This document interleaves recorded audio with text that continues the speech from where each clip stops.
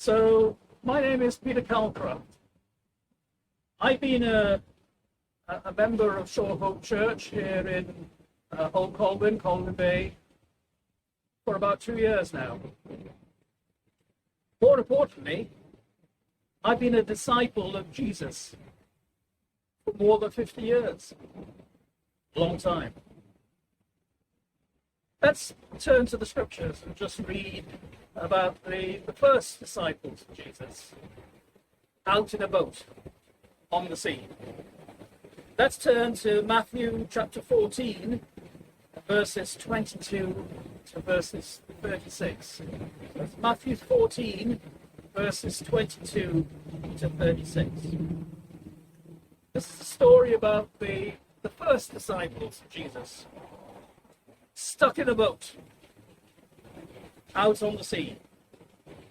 They thought it would be a still sea, but it didn't turn out that way. In fact, it turned out to be a nightmare of a situation. But Jesus happened to come into the story. Let's read in Matthew 14. So this is just after the feeding of the 5,000.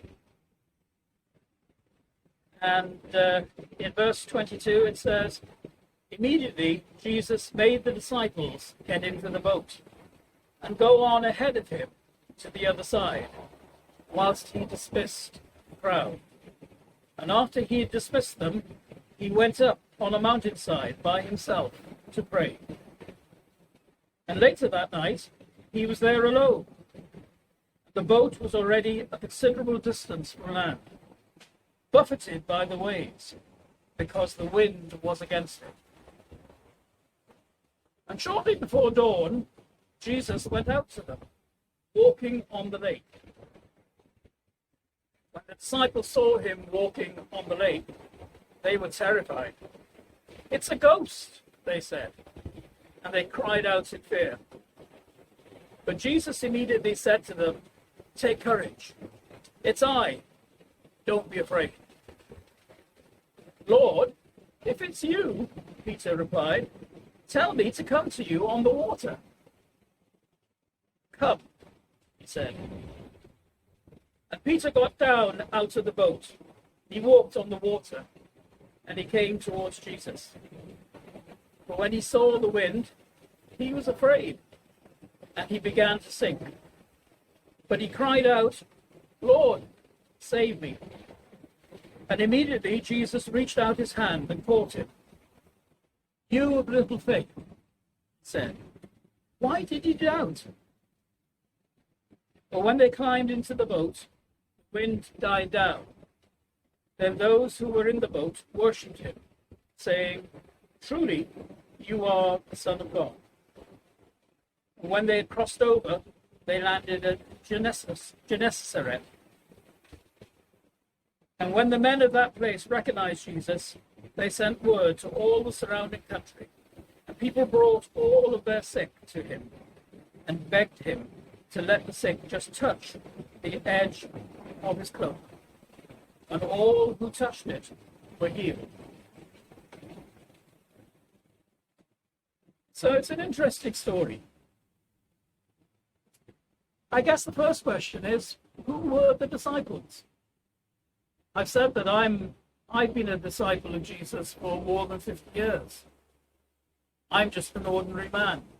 Nothing special about me, no graces, no special gifts.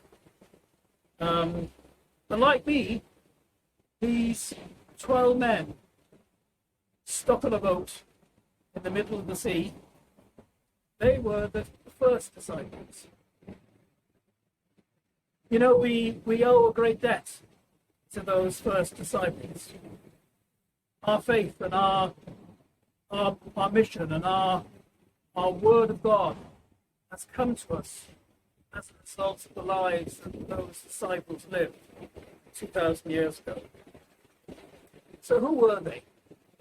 Well, there were 3 sets of brothers in the first place. There was Peter and Andrew, lowly fishermen. There was also James and John, They had a bit more wealth about them, James and John. They were also fishermen. They came from a fisherman family. But they had other fishermen working for them. So it was a business. There's money to be made in fishing there in Galilee. There was also another set of brothers, James and Jude, or Thaddeus. It was believed that they also were fishermen. So 6 fishermen in that boat. As well as the 3 sets of brothers, there was Simon. Simon is an interesting character. In fact, he and Jude, the brother of James, were called zealots. They were from a group of paramilitary men who believed that they could overcome the oppression and the position that the Jews found themselves in Jerusalem and the surrounding area by a means of force. They could fight their way out of the situation. That was their background, these 2 men. But they came to know Jesus as well. And there was Philip, who also came from the Sea of Galilee. So, a group of men who all came from the same sort of area. There was Bartholomew, a friend of Philip. There was Matthew. Matthew was a man who, prior to becoming a disciple, he was hated. He was loathed. You know why? He was a tax collector. He was the man that came knocking on the doors to take the tax off the people. He was even lower than an estate agent. He was the hated tax collector of the day. Then there was Thomas. Interesting guy, Thomas. Thomas, the doubting Thomas. The man that had to see everything laid out before him before he would believe. The longest individual to make a decision, to believe that something was there. Slow on faith, maybe. But when he did believe, when he did see that the way was right, he was right there, a loyal disciple of Jesus. And of course, the last one in the group was Judas Iscariot, the man that would betray Jesus in days to come. So 12 men, alone on a boat, in the middle of the sea, know Jesus. I guess that was quite a situation for them. They'd come to love Jesus. They'd seen him perform miracles.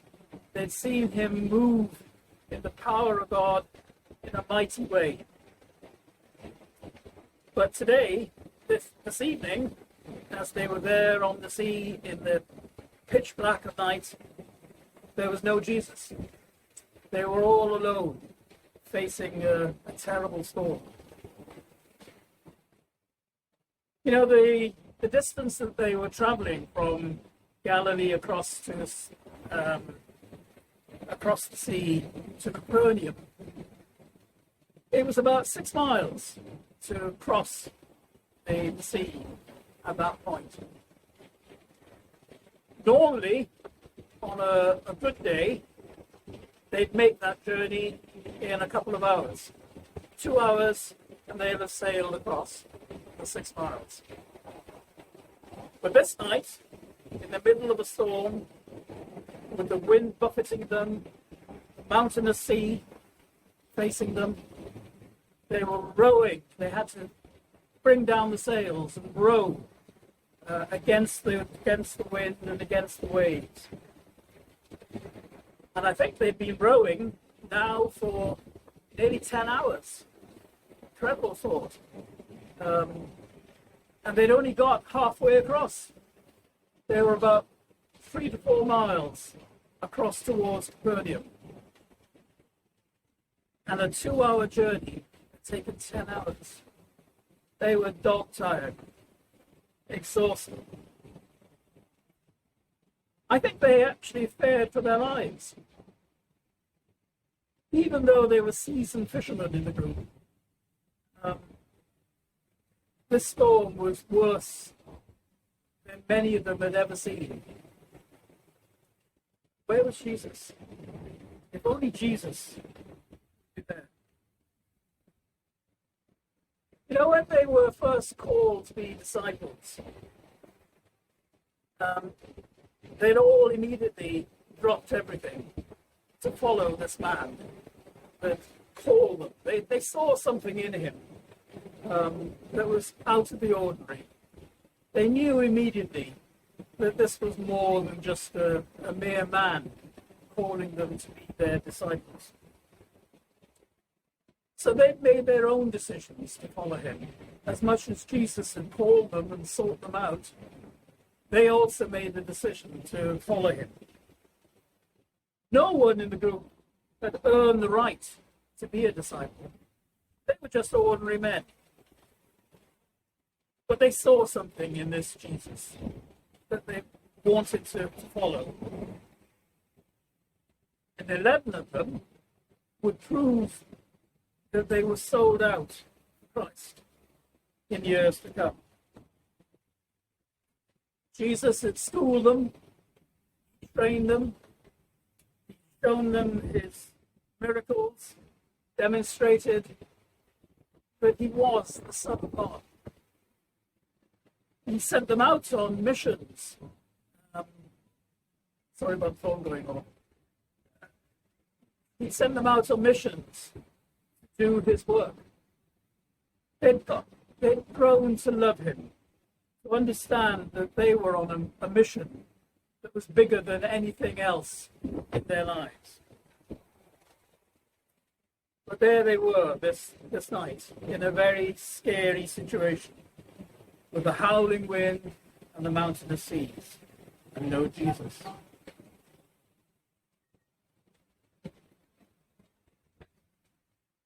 And then, it was probably about 3 or 4 o'clock in the morning.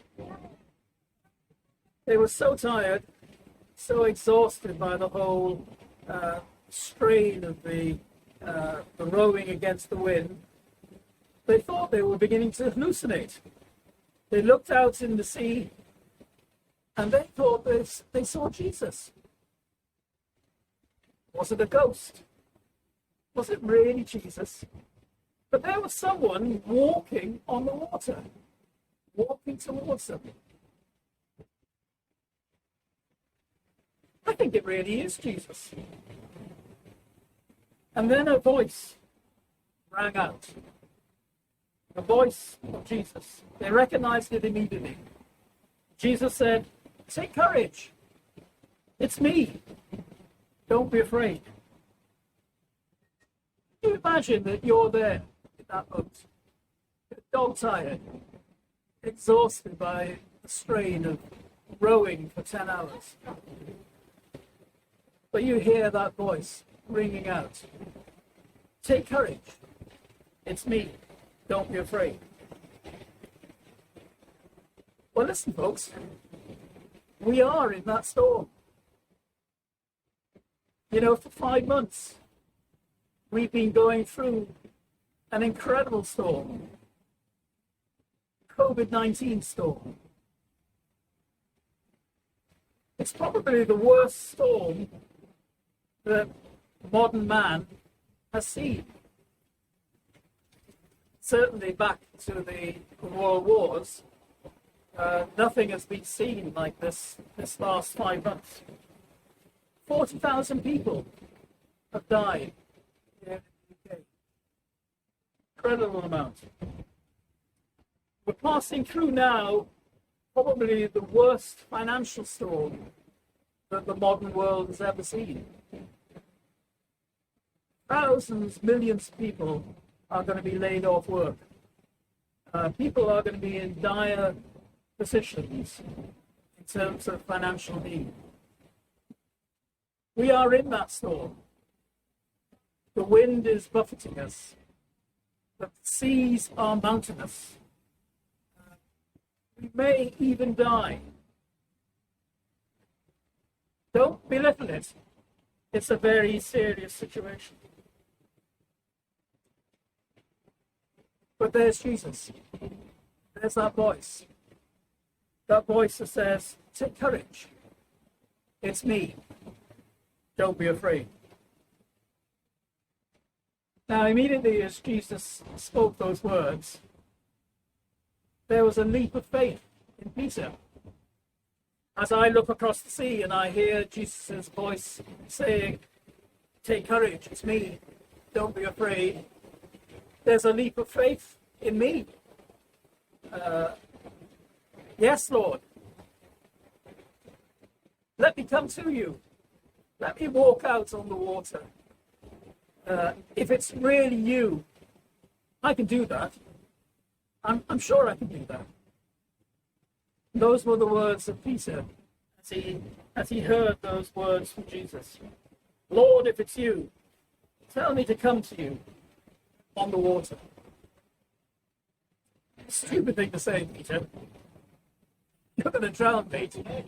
There's no way you could walk on water. Step out of that boat. You'll be dead in a couple of minutes.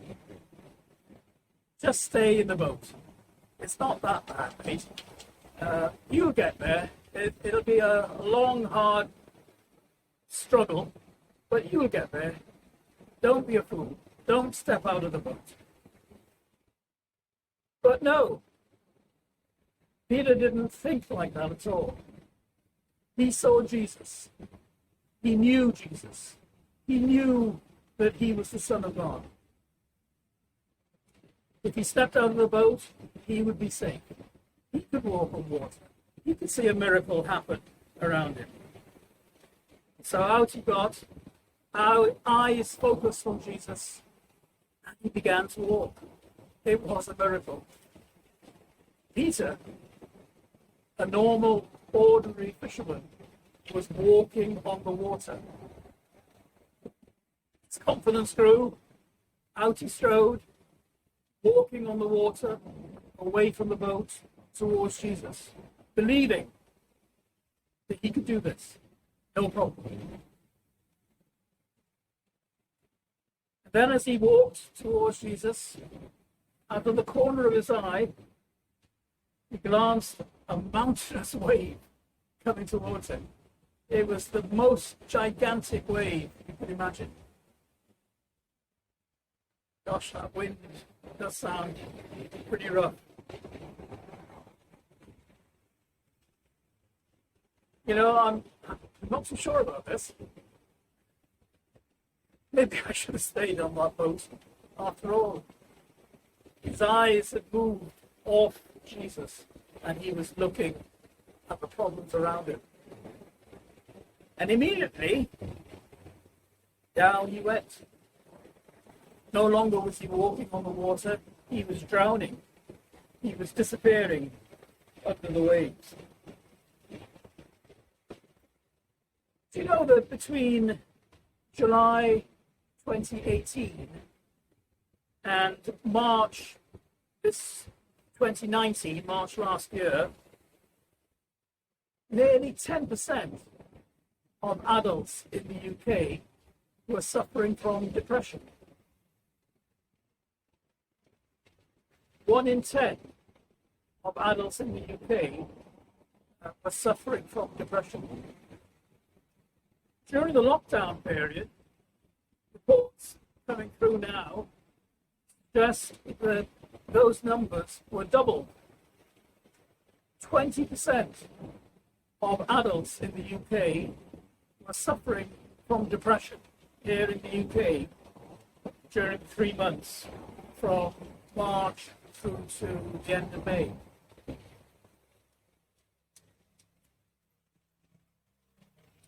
And in fact, one in 8 of adults in the UK was suffering from marked depression. In other words, severe depression, clinically severe, mentally ill. If you related it and translated that into our church, That means maybe 6 to 8 people in our church would have been suffering from severe depression. Now, of course, you say, well, how can I translate that into a church? To Christians. Can Christians really suffer from depression? Well, yes, they can. There's a pastor from a church not far from us here in Coleman Bay that I have personal knowledge of. Just a couple of weeks ago, he stepped down from his leading of the church because he's clinically depressed. He just can't take managing and leading the church anymore. And he suddenly has announced to the church, I'm stepping down. I can't do this anymore. Christians can be depressed. They can have a mental attack from Satan that they just feel they can't overcome. It could be just the pressures of the world around us. COVID-19 has been a really serious situation to be in. It could be that we've been shielding COVID-19 for all this time. We just haven't got the courage or the mental ability to step out from behind our closed doors, go back into the real world because of this virus that's out there. Maybe some of you have lost your jobs. And that's a terrible situation to be walking into. It may be that some of you have lost somebody close to you. Somebody has actually succumbed to this virus or to another illness. A desperate situation. Like the desperate situation that encompassed all the disciples there on the Sea of Galilee. And Peter, particularly, as he was trying to walk towards Jesus. But no situation is too desperate. And that's the real miracle. That no situation is too desperate for Jesus. And as Peter was sinking under the waves, he put his hand up. And with one last desperate shout, he shouted out, "Lord, save me."